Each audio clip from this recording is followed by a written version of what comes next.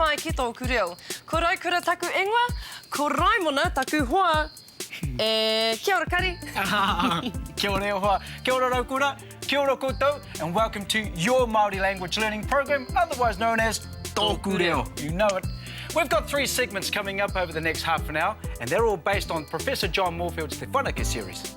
We've thought of everything here at TŌKU REO. We even have a website full of activities you can do at home to give you that extra bit of support, but more about that later. Hopefully, after the last couple of weeks of a revision, you're ready to move on. You know it, sis. In this episode, we'll see another variation of how to ask someone where they're going using the language pattern e haere ana koe ki he. So, we'd better get into it. Whānau, you know it. First up, grammar. Grammar, man. Do the mahi. Katipu, kaora, hei! The language pattern e haere ana koe ki here has the same meaning as kei te haere koe ki here. The only difference is in the dialect, although kei te haere koe ki here is more commonly used. Let's take a look at the new language pattern. E haere ana koe ki here. Where are you going? The response follows the same pattern as the question, just like kei te haere koe ki here. For a short response, you would either say ki followed by the place name or ki te if a noun is used. Let's take a look. E haere ana koe ki here. Where are you going? Ki taupo. To taupo. E haere ana koe ki here. Where are you going? Ki te toa. To the shop. Now that we've got the hang of that language pattern, let's introduce a new word, korua. It's not really that new because those of you who have been paying attention have already seen this in our greeting. Tēnā korua. Korua is a personal pronoun and means you when you are talking to 2 people, just like the English you two. E haere ana korua ki here. Where are you two going? Let's look at some more examples of our new language pattern as well as our personal pronoun, korua. E haere ana koe ki here. Where are you going? E haere ana korua ki here. Where are you two going? Kei te haere korua ki here. Where are you two going? Remember, it's a simple language pattern that you can slip into everyday conversation, so try it out with a friend. It's now time to see our new language pattern used in a real situation, so let's cross to our friends at the bus stop.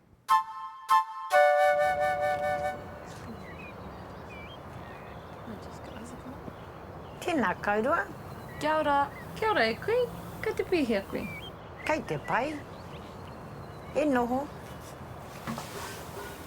Has the bus been by yet? kao, unless I missed it too. E haere ana koe ki hea. Ki te toa. I need to get me some kai for my whare. Here's the bus. Haere ana kaurua ki here. E haere ana māua ki te whare pikitia.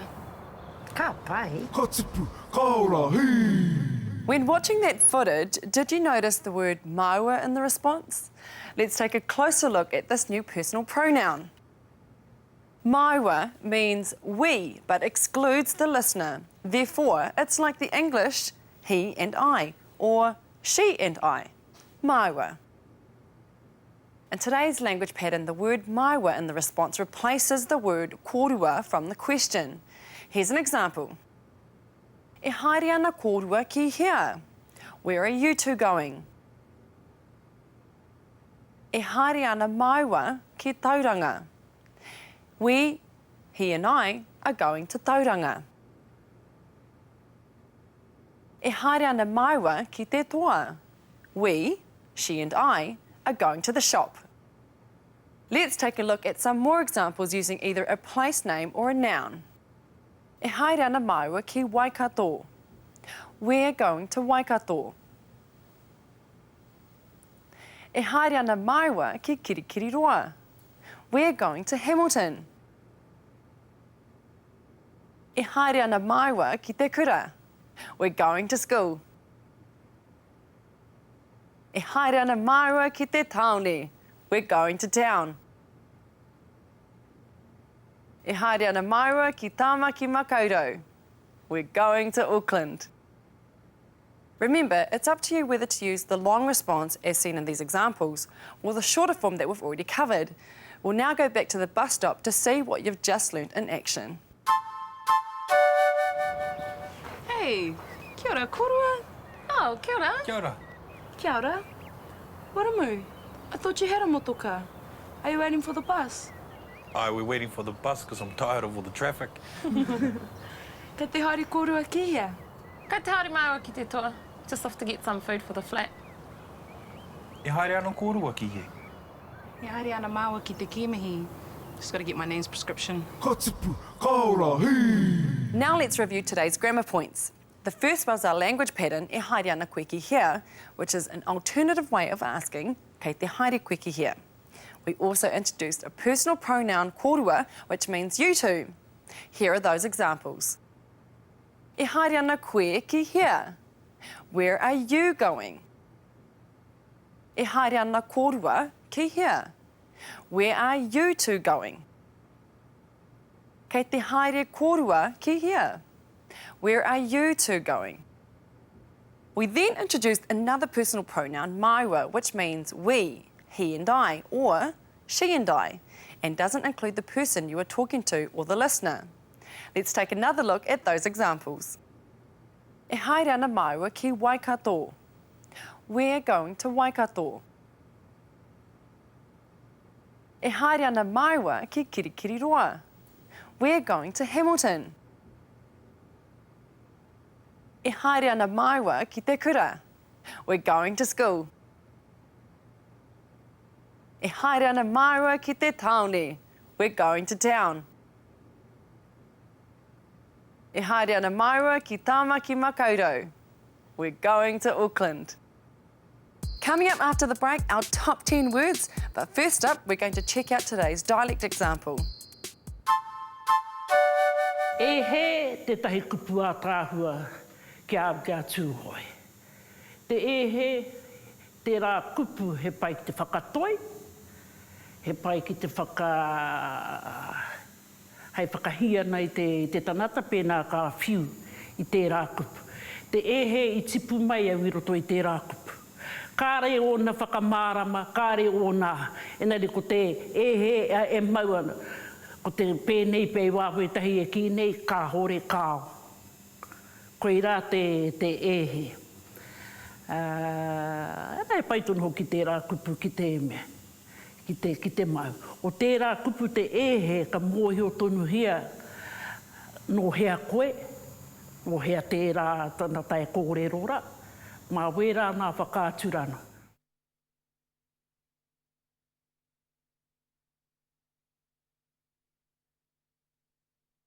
Ka tipu, ka ora, hei. Ka tipu, ka ora, hei. To reinforce what you're learning on TŌKU Reo at home, visit our website at www.tokureo.maori.nz.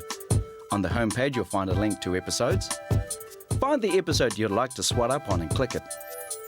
Here you'll find a summary of what's in that episode as well as a list of interactive exercises down the right-hand side. Here's an example. Back at the homepage, you'll also find links to the other Te Whanaku resources, more exercises, a forum for TŌKU Reo viewers, and a free online Māori dictionary. Have fun, kia uru! Ka tipu, ka ora, hei. Kia ora whānau, you know what's up in this segment, it's our kupu hou. These new Māori words that will help to expand your vocabulary and assist you in practicing the language patterns you've learned so far. Here are today's first 5 words. Now, listen carefully for the pronunciation of the word first, and then you'll see how it's spelled. Hikoi, walk or march. Hikoi. Oma, run. Oma. Toa means shop, as in the clothes shop. So, toa. Putia, butcher or butcher's shop. Putia.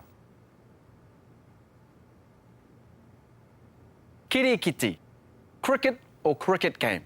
Kirikiti. Now, we'll review the same 5 words, but this time you'll see an image of the word first to help you remember it. Then you'll hear the word followed by how it's spelled.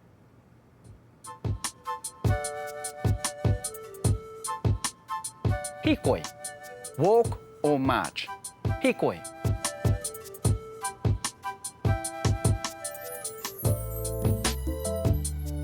Oma, run.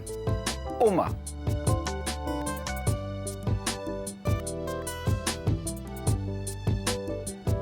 Toa means shop, as in the clothes shop. So, toa.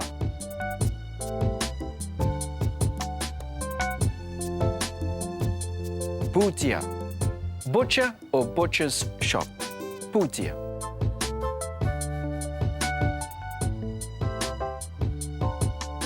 Kirikiti, cricket or cricket game. Kirikiti. Katipu, kaora, hei. You'll now hear and see the rest of today's kupuho. These are a few nouns you can use in the language patterns that you've learnt today. Kura, school, as in high school. Kura. Taone, town. Taone. Whare pikitia, picture theatre or cinema. Whare pikitia. Whare paku, the toilet, eh? Whare paku. Feeder, field, feeder. In this next segment, we'll give you a visual aid to help you remember the word. Then you'll hear the pronunciation of the word followed by how it's spelled. Check it out.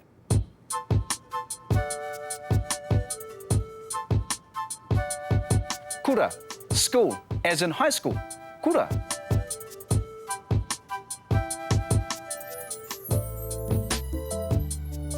Taone, town. Taone.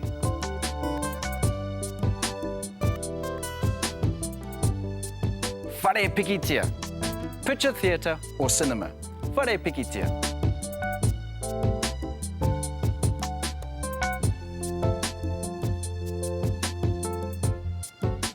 Whare paku, the toilet, eh? Whare paku.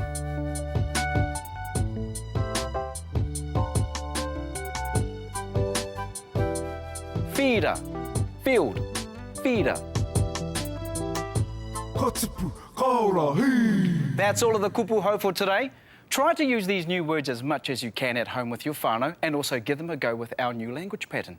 If you didn't get a chance to write the new words down, just visit our website where you'll find the complete word list for this episode. Whānau, let's take one more look at all of the new words we've learnt so far.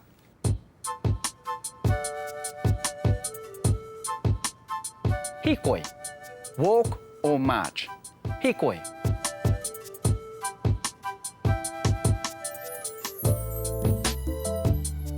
Oma, run. Oma.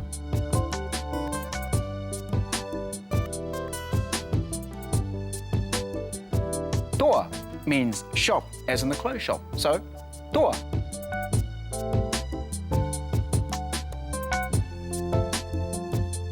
Putia, butcher or butcher's shop. Putia.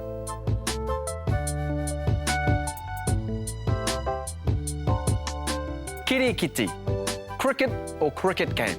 Kirikiti.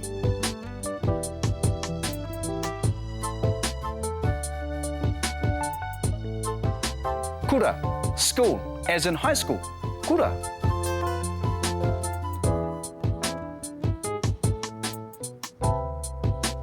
Taone, town. Taone.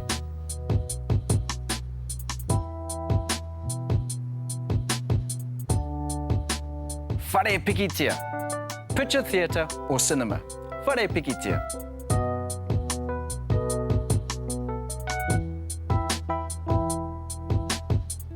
Whare paku, the toilet, eh? Whare paku.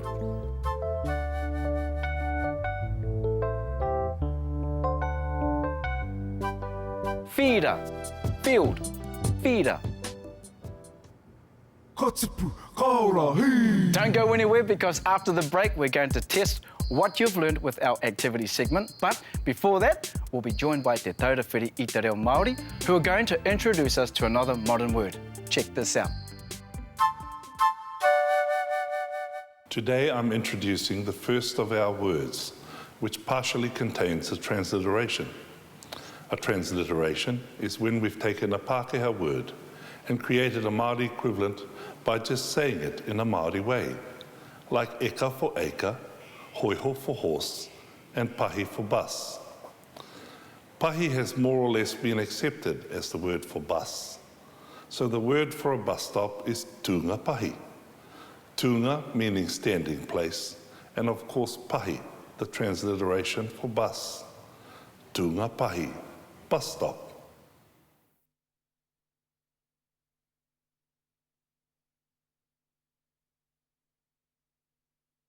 Ka tipu, ka ora, hei!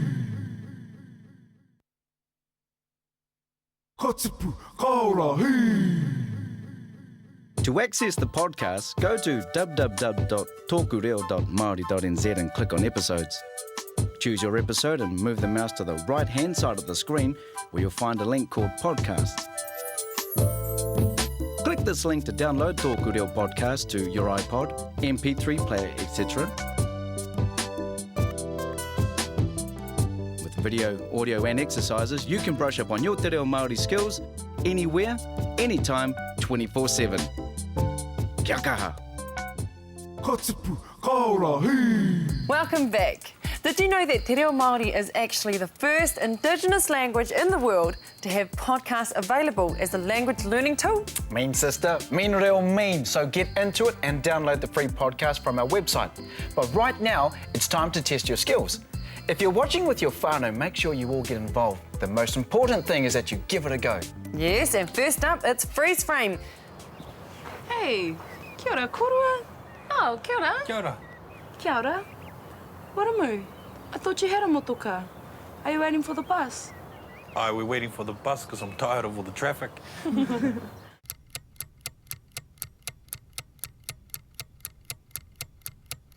Kei te haere kōrua ki hea.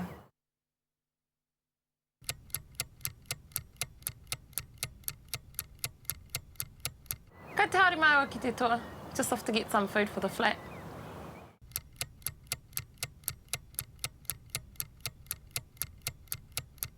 E haere ana kōrua ki he.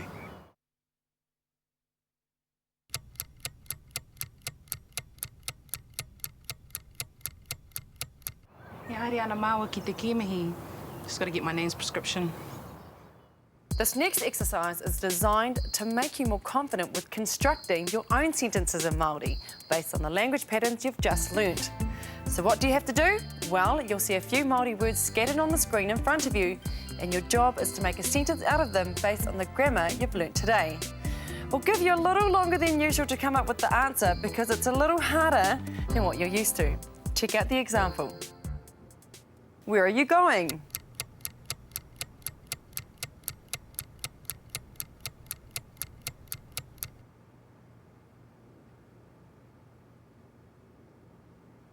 Here, you would say, e haere ana koe ki here.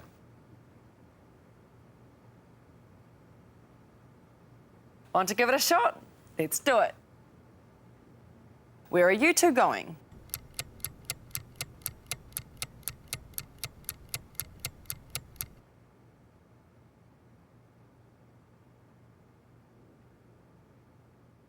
E haere ana kōrua ki here.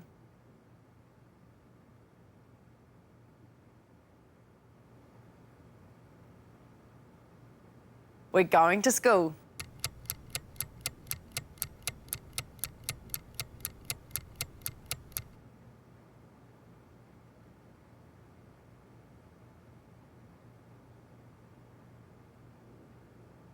E haere ana maiwa ki te kura.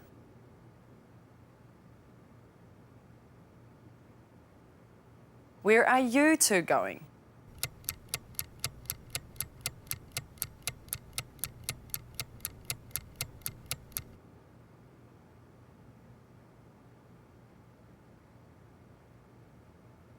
Kei te haere kōrua ki hea.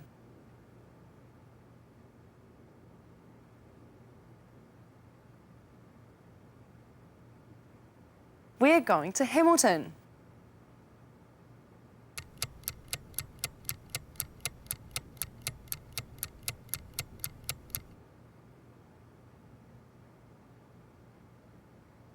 e haere ana maiwa ki kirikiri roa.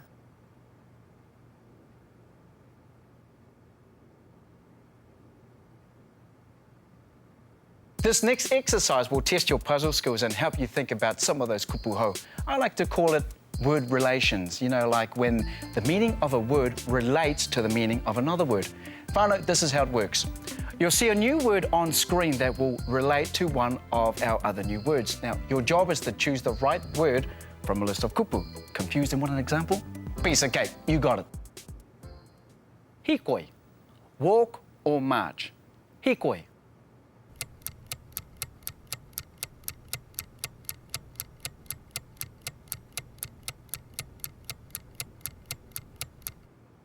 Oma, run.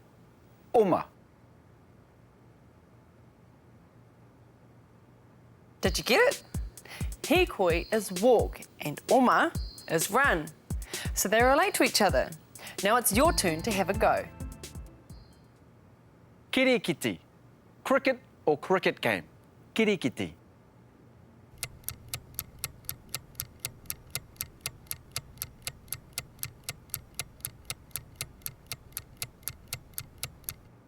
Feeder, field, feeder.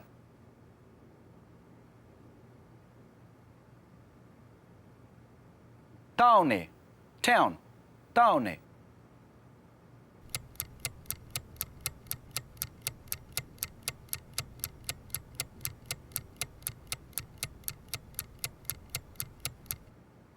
Toa means shop, as in the clothes shop. So, toa.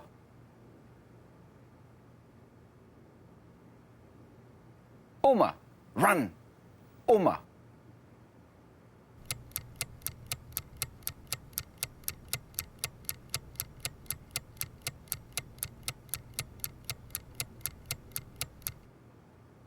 Kirikiti, cricket or cricket game. Kirikiti. Toa means shop, as in the clothes shop. So, toa.